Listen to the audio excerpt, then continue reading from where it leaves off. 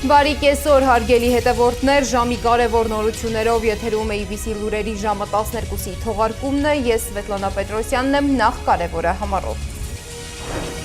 Մարդկային եղբայրության համար $1 միլիոն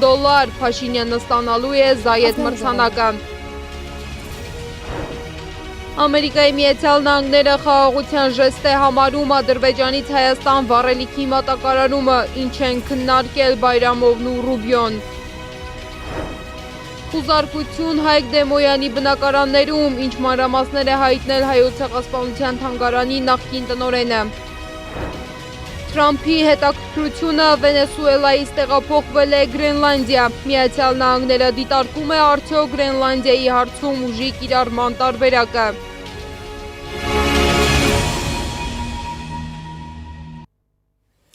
Եվ այսպես ազգային ժողովը որոշեց, որ հունվարի 27-ը պաշտոնապես կսանվանվի հանուն հայրենիքի զոհվածների հիշատակի օր և կլինի ոչ աշխատանքային։ Օրինագծի հեղինակներն են ազգային ժողովի փոխնախագահ Ռուբեն Ռուբինյանն ու անկախ պատգամավոր Գեգամ Նազարյանը։ Նշեմ, որ հիշատակի այս օրը չի համապատասխանում արցախյան վերջին պատերազմների ամսաթվերին։ Քվեարկությանը դրվում ազգային ժողովի պատգամավորներ Ռուբեն Ռուբինյանի և Գեգամ Նազարյանի ներկայացրած Հայաստանի Հանրապետության տոների և հիշատակի օրերի մասին օրենքում լրացում կատարելու մասին օրենքի նախագիծը երկրորդ ընթերցմամբ և ամբողջությամբ ընդունելու մասին հարցը քվեարկություն։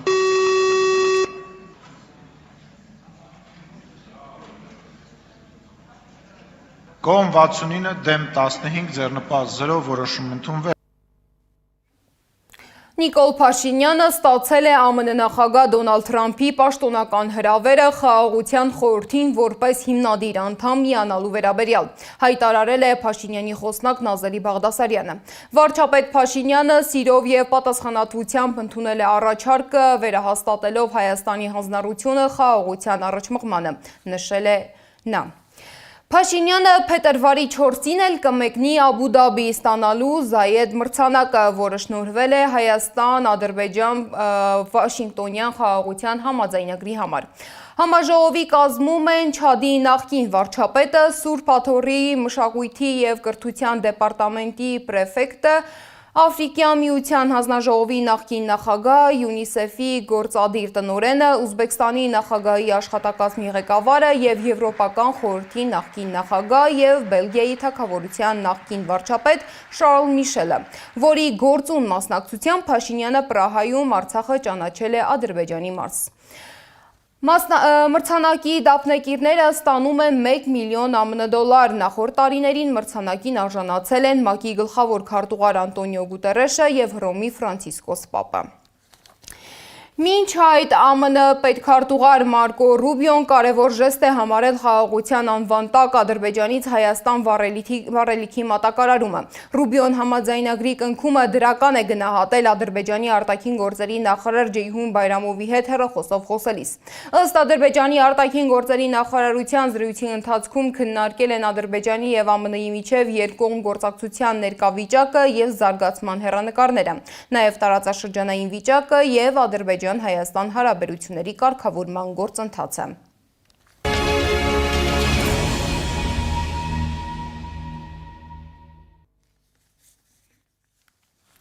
Իսկ ամենայն հայոց կաթողիկոսի հրավերով եպիսկոպոսատ ժողովը կկայանա փետրվարի 16-ից 19 Ավստրիայի Սանկտ Փյոլթեն քաղաքում, մեծ հետ զրույցում հայտնել է Մայր Աթոռի տեղեկատվական համակարգի տնօրեն Եսայի Քահանա Արթենյանը։ Քիչ առաջ մեկնարկել է Սամվել Կարապետյանի տնտեսական ծրագրերի շնորհանդեսը, ուղիղ միացմամբ հետևենք, թե ինչ է կատարվում այնտեղ։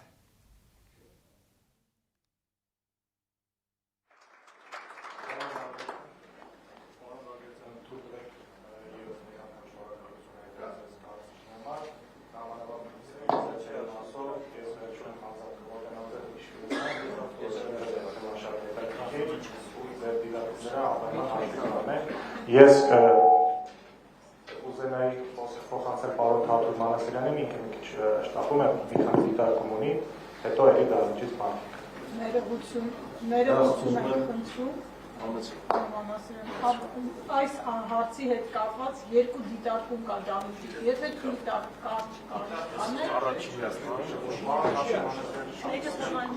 Ես պարզապես պետք է գրամ ինֆորմատիվից տեղի չի լսվում։ Լսվում է այսպես չէ։ Լսվում է։ Ուզում եմ ողջունել Նարեկ ջան։ Այն ինչ որ ներկայացվեց, ես այդ ամեն ինչի տակ նաև տեսնում եմ, որ պատրաստեք խորություն կա եւ իրապետում եք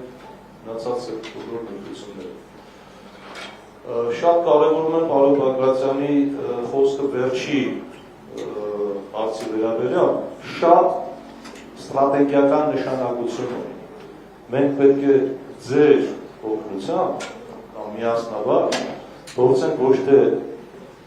գյուղերի այն տենդենսը, որ ուրբանիզացիա են կոչում, որը հայաթափել է ասլիության, սահմանամերձ գործի, հակառակն է։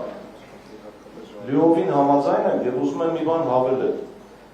Մենք հավանաբար պետք է այդ երիտասարդ ընտանիքներին, որոնք նոր են ամուսնանում, այո, հետևից պետք է սկսել։ Իրենց համար այնպիսի պայմաններ ստեղծեն, որ մնան գյուղում և գրավիչ լինի, նույնիսկ քաղաքից գնան այնտեղ։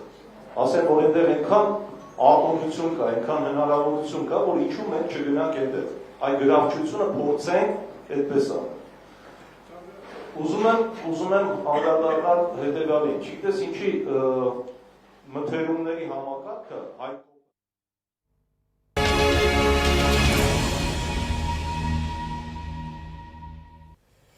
Ազատի զինվորական կացարանի 15 զինծառայողի կյանք խլած հրդեհից ուղիղ 3 տարի անց չկա ամենակարևոր հարցի պատասխանը, որն էր հրդեհի իրական պատճառը։ Տուժողների իրավահաջորդների փաստաբան Նորայր Նորիկյանը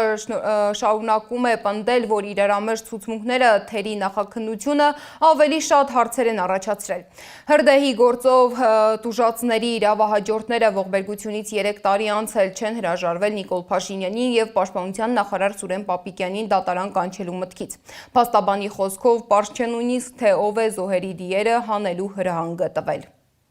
Փաշինյանը կառավարության նիստում ասում է, մենք ամբողջ գիշեր աշխատել ենք, Փաշինյանը սկզբից խոսում է մեծ ծավալով բենզինի տարածման մասին, հետո մենք շրջանառության մեջ ենք տեսնում սուրճի բաժակի մասին տեղեկություններ, հետո մենք տեսնում ենք լրիվ ուրիշ զեկույցներ, օրինակ ինձ որպես փաստաբանի, որպես դժողների լիազոր ներկայացուցիչ, որպեսզի մեր կասկածները փարատվեն նաև այդ առումով, մեզ անհրաժեշտ է այդ տվյալ օրվա ամբողջ քրոնիկայի վերլուծությունը։ Այդտեղ այդ հրշեջների ղեկավարը, չգիտեմ, առյուծի սիրտ չէր կերել ու ինքը չէր կարող ինքնագլուխ որոշում կայացնել առանց վերադասի թույլտվության զոհված զինծառայողների դերը դուրս բերելու, որովհետև չգիտեմ որքանով եք դուք հետևել գործի քննությանը, ես բազմաթիվ խաչաձև հարցերով փորձել եմ ստանալ այդ հարցի պատասխանը։ Կար համոզմունք հրդեհաշիջման գործընթացում, որ մենք գործ ունենք այնտեղ ողջ մնացած զինծառայողների հետ։ Միայն պատասխանը ըստ էության տվել է այդ հրշեջ ծառայողների ղեկավարը, որը փորձում էր իր գործողությունները արդարացնել, որ մենք այդ ծավալի ջուրը օգտագործում ենք եւ զոհված զինծառայողներին հանում ենք այդ տարածքից, հույս ունենալով, որ այդ տարածքում ինչ որ նկուղ կլիներ, այդ նկուղի մեջ կարող են ողջ մնացած զինվորներ պատասպարված լինեն, իսկ մնացածը, երբ որ մենք նկարագրում ենք այդ ամբողջ ծավալը, հիշեք հայտի տեսանյութ կա, որը հրապարակվել է այդ ամբողջ տանը, երբ որ մենք բոլոր վկաներին հարցաքննել ենք եւ հարցաքննելիս հարց ենք առաջացել, թե արդյոք նման պայմաններում հնարավոր էր ողջամից նույնիսկ 1% ենթադրություն կամ կասկած այն մասին, որ այդ տարածքում հնարավոր էր նման հրդեհի պայմաններում ողջ մնացած զինվոր, ըստ էության բոլորը բացառել են։ Մասիսի նախկին համայնքապետ Դավիթ Համբարձումյանը վերադարձել է տուն, նրա նկատմամբ կիրառված խափանմամիջոցը վերացվել է, որոշումը կայացրել է վերաքննիչ քրեական դատարանը։ Տնային կալանքի պայմաններում Դավիթ Համբարձումյանին արգելված են տեսակցություններն ու այցերը, բացառությամբ ընտանիքի անդամների և պաշտպանների։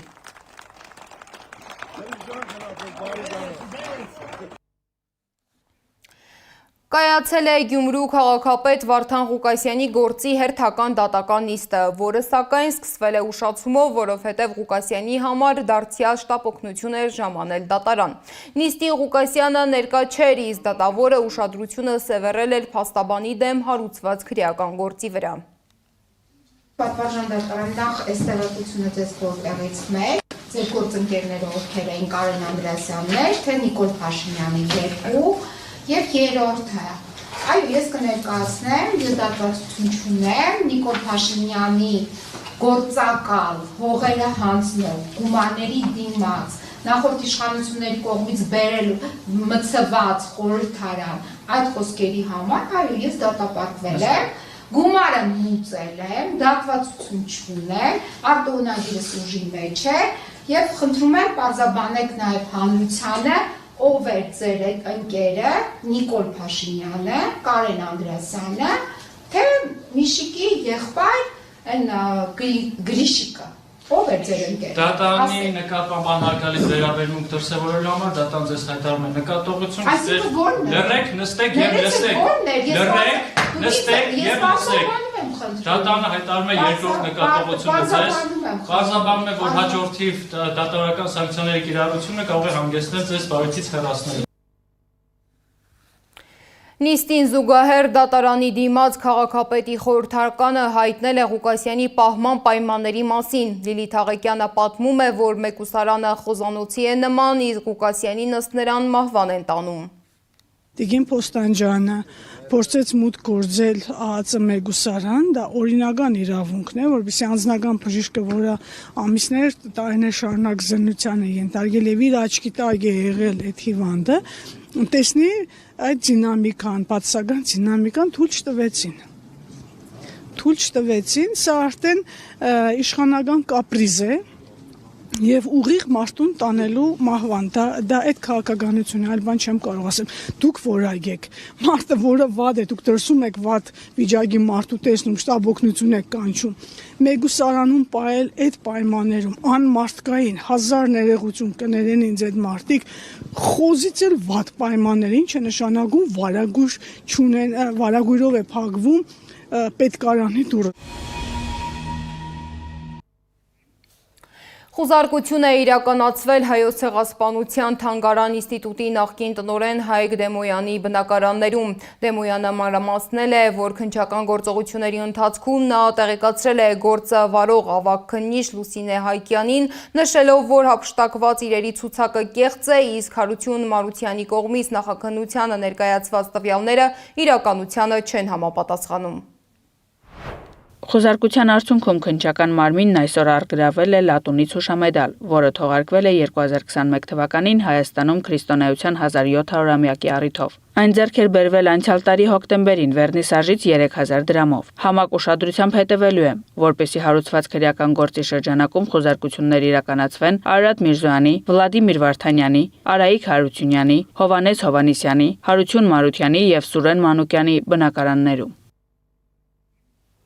Հայաստանի հակակոռուպցիոն կոմիտեն օպերատիվ հետախուզական եւ գաղտնի քննչական գործողությունների արդյունքում ձերբակալել է ՊԵԿ 2 գլխավոր օպերլիազորի։ Նրանք մեղադրվում են տնտեսվարողի համար ապօրինի գործ կատարելու դիմաց 9 միլիոն դրամ կաշառք ստանալու համար։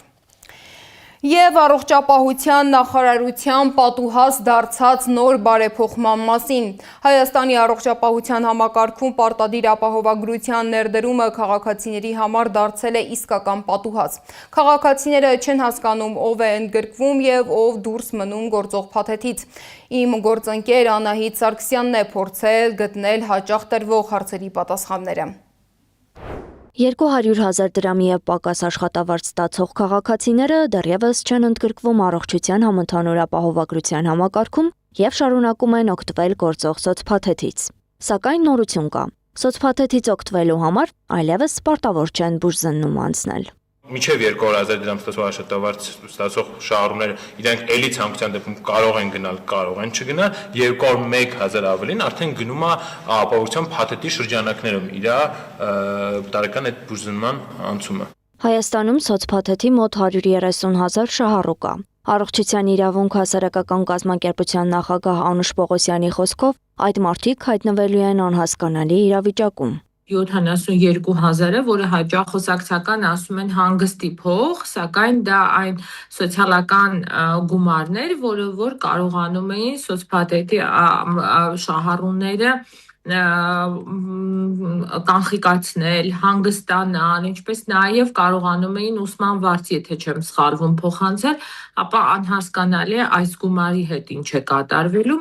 200,000 դրամից ավելի ստացողների համար էլ հակասական կետեր կան։ Մի կողմից պարտադիր է ապահովագրությունը, մյուս կողմից, եթե չանցնես պարտադիր բուժզննումը, փաթեթը չի ակտիվացվի։ Եթե դու ուզում ես քո սոցփաթեթի գումարը ստանաս, պարտադիր չի դու գնաս անցնես բուժզննում, բայց եթե դու ուզում ես, որ ապահովագրական քո փաթեթը գործի, այո, պարտադիր է, որպեսզի դու անցնես բուժզննում։ Եթե քաղաքացին դիմումով ցանկություն է հայտնում սոցփաթեթն ուղղել ապահովագրությանը, սեփական գրպանից մնում է վճարել ամսական 300 դրամ։ Փոխարենը կորցնում է սոցփաթեթի բոլոր արտոնությունները։ Բայց կա եւս մեկ խնդիր։ Հաճախ հիվանդներին տալիս են պատասխաններ գնացեք 3 շաբաթ հետո եկեք, որտեվ դեռ չգիտենք ինչի մասին է խոսքը։ Իրականում շատ անպատրաստից, շատ անհասկանալի մուտք են գործել, չկան պայմանագրերը, չկան նորմալ փաստաթղթավորում։ Առողջության համընդհանուր ապահովագրությունը ներդնելիս առաջ էր մղվում կանխարգելիչ բժշկության կարևորությունը։ Առողջապահության ոլորտի կազմակերպիչը հարց է բարձրացնում։ Այդ դեպքում ինչու է ընդունվում որոշում, որը հակասում է ոլորտի եւ պետության որդեգրած երբեմնի սկզբունքներին։ Անահիտ Սարգսյան, Նոնա Գևորգյան, ABC Media։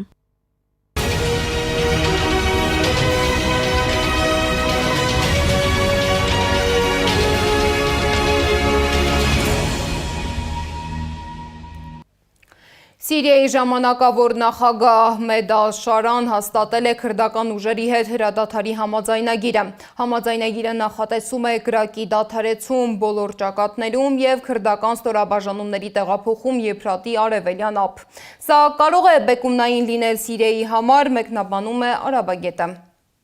Ըստ էության դա եւ դրան հաջորդելիք որոշ քայլեր Սիրիայում մի շարք այլ խմբերի հետ կապված, խոսքը դրուզների եւ ալավիներին հանգեցնելու է Սիրիայի կառավարության դիրքերի Սիրիայի ամբողջական ինքնիշխանության վերականգնման։ Թուրքիան ոչ միայն ինքն է աջակցել Թուրքիայի քաղաքականությունը եւ Թուրքիայի քայլերը նպաստել են, որպեսզի Միացյալ Նահանգները այս հարցին ավելի կառուցողական մոտեցում ունենա, ցուցաբերի եւ որպեսզի Միացյալ Նահանգների նաև ազդեցություն լինի քրդերի մեկ այլ հովանավորի Իսրայելի դիրքավորման վրա եւ այլն։ Այսինքն Թուրքիան ըստ էության իր համար կենսական խնդիր է լուծել։ Վենեսուելայի շուրջ աղմուկը դեռ չի մարել, իսկ Դոնալդ Թրամփի ուշադրությունն արդեն Գրենլանդիայի կողմն է։ ԱՄՆ նախագահ Դոնալդ Թրամփը հրաժարվել է մեկնաբանել Միացյալ Նահանգները դիտարկում է արդյոք Գրենլանդիայի հարցում ուժի կիրառման տարբերակը։ Միևնույն ժամանակ Թրամփը Գրենլանդիայի հարցը կրկին կապել է ԱՄՆ-ի եւ Եվրոպայի հարաբերությունների հետ։ Նա ընդգծել է, որ եվրոպական երկրները պետք է կենտրոնանան Ուկրաինայում ընթացող հակամարտության, այլ ոչ թե Դանիայի ինքնավար տարածքի կարգավիճակի քննարկման վրա։ Միջազգային մյուս լուրերը ռեպորտաժում։ Եթե Իրանը սխալվի ու հարձակվի մեզ վրա, մենք կպատասխանենք այնպիսի ուժով, որն այդ երկիրը երբեք չի տեսել, հայտարարել է Նեթանյահուն քնեսեթում քննարկման ժամանակ։ Խափանվել է Իրանի պետական հեռուստաալիքների արբանյակային հեռարձակումը, հաքերային հարձակման հետևանքով եթերում ցուցադրվել է Իրանի նախկին շահի որդի Ռեզա Փահլավիի ուղերձը իշխանափոխության կոչով։ Մեծ Բրիտանիայի արտաքին գործերի նախարարությունն իր քաղաքացիներին զգուշացրել է չմեկնել 16 երկիր, այդ թվում Թուրքիա։ Նշվել է, որ մասնավորապես Մերձավոր Արևելքում հնարավոր ռազմական եւ քաղաքական լարվածությունը կարող է հանգեցնել թռիչքների խափանումների, օդային տարածքի սահմանափակումների եւ անկանխատեսելի անվտանգության ռիսկերի։ Դաշնակիցների նկատմամբ մաքսատուրքերի կիրառումը բացարձակապես սխալ է, Մեծ Բրիտանիայի վարչապետն է ասել Թրամփին։ Մենք վճռական ենք պահպանել ամուր հարաբերություններ ԱՄՆ-ի հետ, ասել է Քիր Սթարմենը։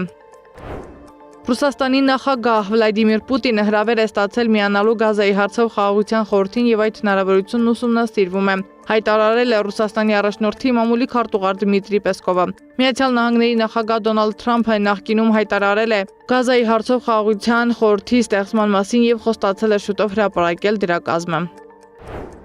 Դոնալդ Թրամփը նամակ է գրել Նորվեգիայի վարչապետ Յոնաս Գահար Ստյորեին, նշելով, որ քանի որ իրեն չեն շնորհել խաղաղության Նոբելյան մրցանակը, այլևս պարտավորված չի զգում մտածել միայն խաղաղության մասին։ Հարգելի Յոնաս, հաշվի առնելով, որ ձեր երկիրը որոշեց չտալ ինձ խաղաղության Նոբելյան մրցանակ 8 պատերազմ եւ ավելին կանխելու համար, ես այլևս պարտավորված չեմ զգում մտածել միայն ու միայն խաղաղության մասին, չնայած այն միշտ առաջնային կլինի։ Այժմ կարող եմ մտածել այն մասին, թե ինչն է լավ Ամերիկայի Միացյալ Նահանգների համար, գրել է Թրամփը։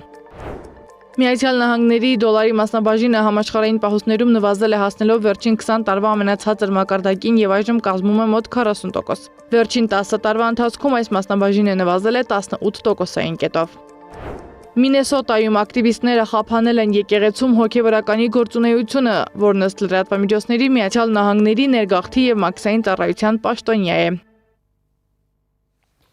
Եվ վերջում պինգվինները ստիպված են գնալ ծայրահեղ քայլերի կլիմայական ճգնաժամին հարմարվելու համար։ Անտարկտիդայում պինգվինների բազմացման շրջանը 14 օրով ավելի շուտ է սկսվել, մտահոգություն առաջացնելով գիտնականների շրջանում։ Այս ժամի համար նախատեսել էինք այսքանը, շարունակեք հետևել մեզ YouTube-ում, Facebook-ում, Telegram-ում, WhatsApp-ում, Instagram-ում ու TikTok-ում կամ այցելեք մեր պաշտոնական կայք 3w.abc.media.am։ ABC լուրերի հաջորդ թողարկումը եթերում թարմնորություններով կլինի ժամը 15-ին, տաղավարում կաշխատի իմ գործընկեր Գառնի Մութավյանը։